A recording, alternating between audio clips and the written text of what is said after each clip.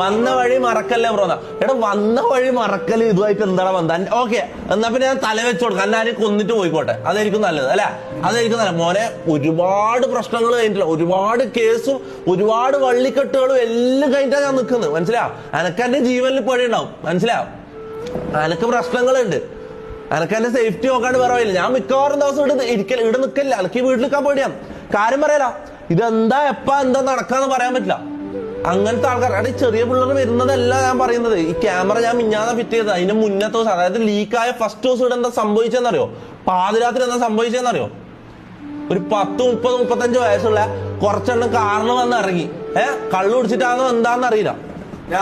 രാത്രി എത്ര മണിയാത്? 11 മണി അടുപ്പിച്ചായി. 10:30 കഴിഞ്ഞിട്ടാണ് 11 മണി ആ ഒരു സമയമായി. കുറച്ചും കൂടി ഉറങ്ങേണ്ട ടൈമിലടാ, ഒരു 1 മണി നേരം അങ്ങനെ ലേറ്റ് ആയില്ല. രണ്ടാമത് വന്നവർ ആദ്യം 2 പേര് വന്ന്.